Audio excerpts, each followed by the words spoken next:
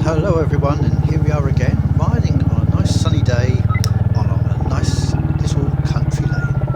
Absolute treat. And yes, that's my autocator going. A lifesaver, the autocator. In case nobody's got one, I strongly recommend one. A number of times that I would have left it going.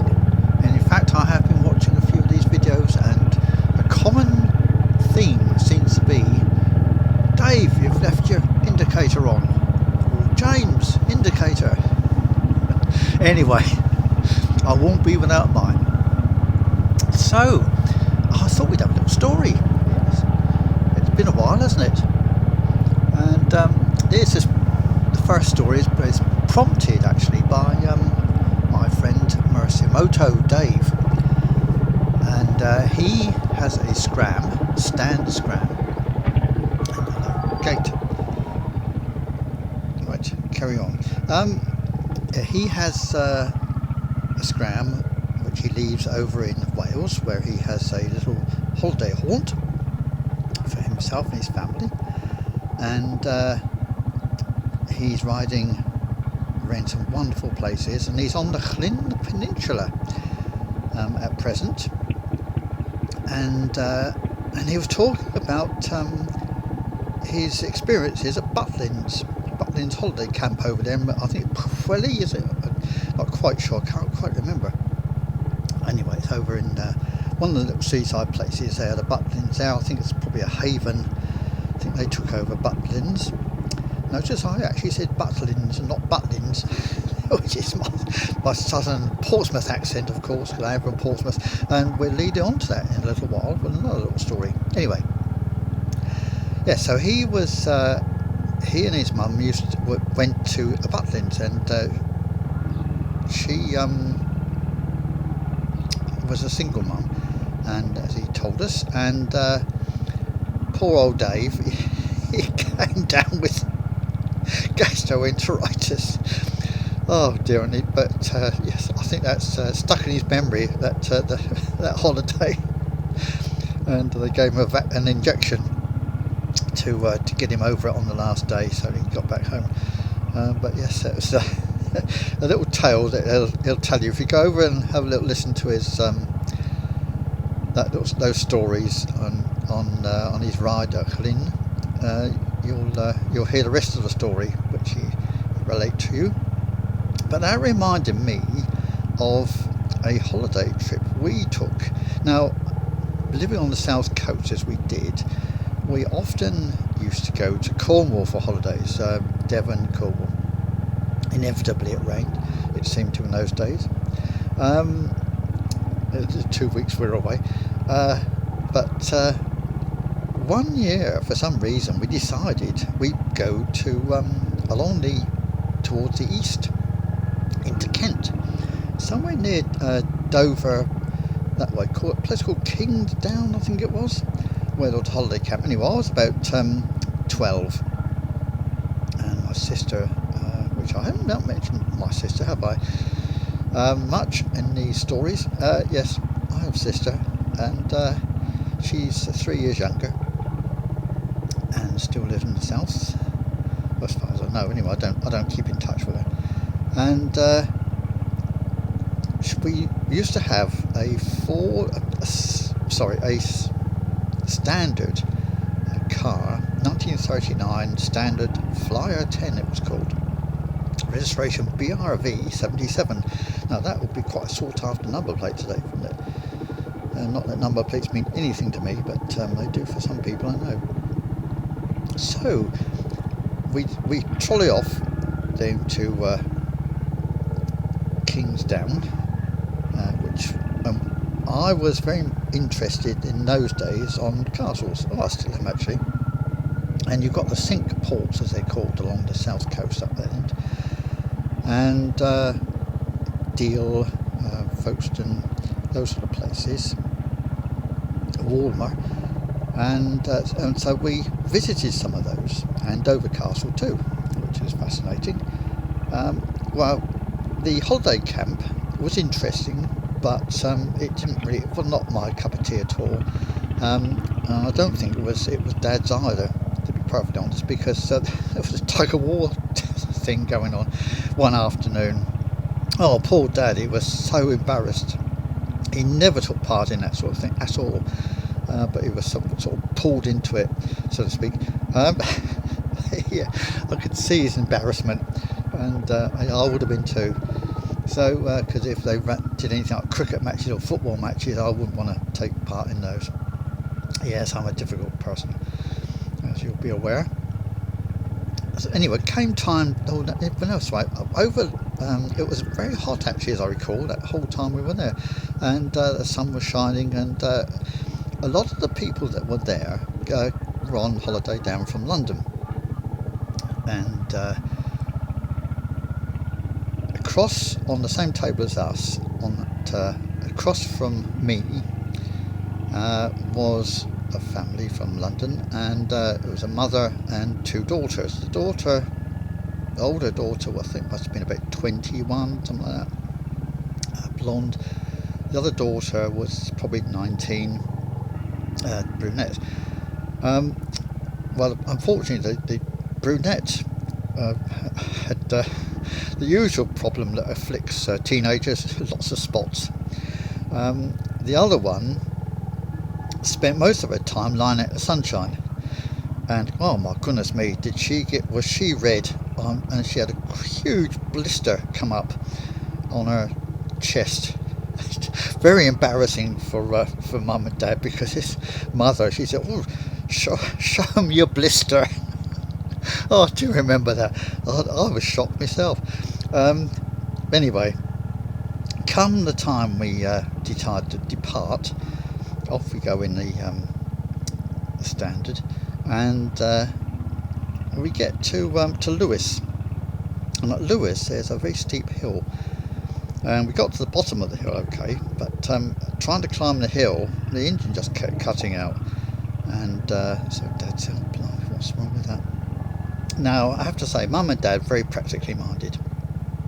We didn't where I get it from, and so Dad had a quick look under the bonnet and decided there was no fuel going into the engine.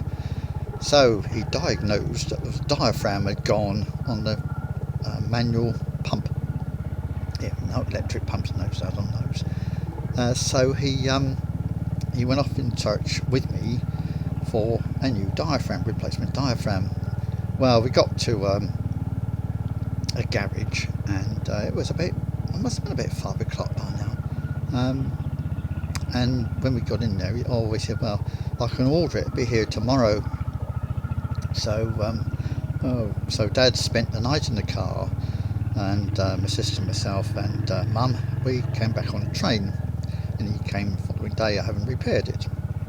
So that's my memory of that holiday, those memories anyway, of that holiday in that thing. My favourite holiday destination, of course, was Gran and Grandad's in Wiltshire, with those steam trains, of which I have regaled you in the past, and I shan't do it again. So we're carrying on this little lane, which is absolutely delightful, isn't it? Little country lane. Some of you I know visit my community part of my channel, and on there I pop the occasional piece, upcoming things, and little things that take my fancy. And I've put on there, a couple of photographs of an AJS Sapphire 250. This was seen at the Steamboat Museum up near Windermere on a recent trip, and it took me right back, because when I was 10 or 11, just possibly, it's probably still 10, my birthday's in July, so it could have been, actually I was probably 11, because it would have been during the school summer holidays, so yes, I would have been 11, and that was 1959, and I used to cycle up to, usually every day, to a motorcycle dealer on London Road, Portsmouth it is, George Hodges. Now George Hodges was primarily scrambles and trials machines, but he was also an AJS matchless agent, and outside he had an absolutely brand new AJS Sapphire, and in the sunshine it looked absolutely gorgeous, and I completely fell in love with it. And I thought to myself, I'd love to have one of those. Now I have to say that I was only on 5 shillings a week pocket money, and that was on a good week. So unfortunately, it would be an awfully long time saving that up, wouldn't it, to buy a Sapphire?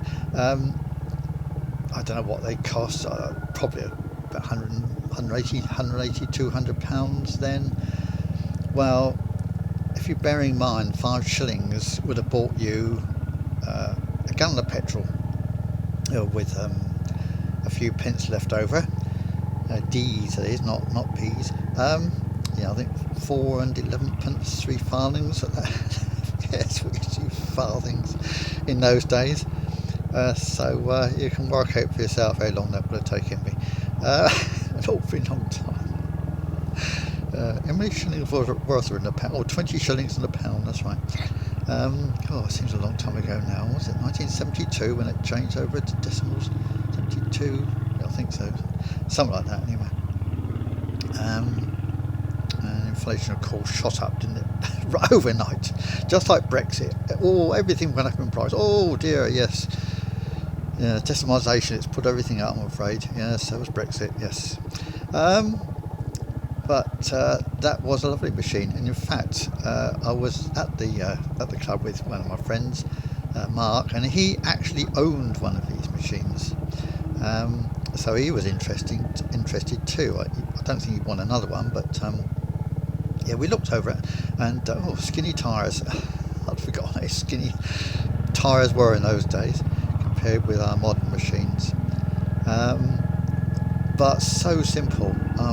6 volts and cool ignition on that. Interestingly for me, it actually had a separate gearbox, although it didn't look like it. It looked like Euro Construction, but the gearbox was actually separate. Now, I never actually got one. I could never afford it. I was an apprentice. I got to just over 16, and I think it was a couple of £1 a week. Just hopeless pay. But of course you did get day release, so you're working 4 days a week. And in fact, the getting away to college was an absolute, it was lovely. I'm not sure. I did actually eventually spend 5 days a week on the shop floor, but believe me, it wasn't for me. I thought that engineering would be absolutely everything I would ever desire. Making things and putting things together. Yes, but you had to do it so quickly. That was the trouble. You could never take your time over it. You had to work. Everything was time constraints, and I just could never do it. The only time I really did it was when I was at capstan lathes, and the capstan lathe is a lathe, but it's got a thing at the neighbours should produce lots of small items very quickly, and I could actually make time on that, but what's the point? An hour, you're working flat out for an hour to produce these things, and then hour after hour, and I thought to myself, no, this is not for me. I need to look for something a little bit different, and that was when I started thinking. When I went to college, of course, I started to learn engineering drawing, which I had not done at school because I was in the wrong set. We were supposed to be doing things to get us to university. Well, that was never going to happen for me. And most of the kids in my class, I don't think any of them had any aspirations to go to university. Most of them were going to go in a dockyard or into a bank. That's what they thought they would do, and I thought I didn't want to go in a dockyard because people down the road worked in the dockyard, and in fact my mum and dad were very much against my going in the dockyard. But I did have a friend, much older friend called Dave, and he worked for an engineering company called Evans. and I thought, he used to talk about what he did there, and I thought that might suit me. So that's why I got an apprenticeship with them. Well, at college I learnt engineering drawing, as I said, and I thought, yes, I actually want to be doing the design. I don't want to be making it when I'm designing it. Some others can make it. So that's what I did, and I loved it. Actually, I loved working on a drawing board, and it enabled me to express all I wanted, because you're doing not only engineering, but it's also an art form, because you can express yourself, put the personal touch on a drawing, whereas you can't do that if you're actually on latterly I was on computer aided design drawing, and it's not the same. I did it for 5 years, and 5 years stuck in front of a screen, it really did for me. I thought, I'm going to lose my eyesight at this rate. So come the early 90s, I thought, no, take redundancy, which was offered, which is what I did. So yes, that was lovely. And in fact, I've been retired ever since. I'm like, sort of, yeah, but self-employment and who knows what else. And I just love my retirement now. I can do whatever absolutely I like, and whenever I like, and I've only got myself to complain to if I don't like it. So that's a couple of stories for you, and we're now climbing along. This is Barbendale, and climbing up rather high, but with good views. The weather's not a bit better, but there you go. Can't have everything. Oh, a bit of sunshine. It's a nice quiet little road. This occasionally you get people driving a bit too fast along it, and it is used as a bit of a cut through for delivery drivers with their people like Asda and Tesco coming on this way.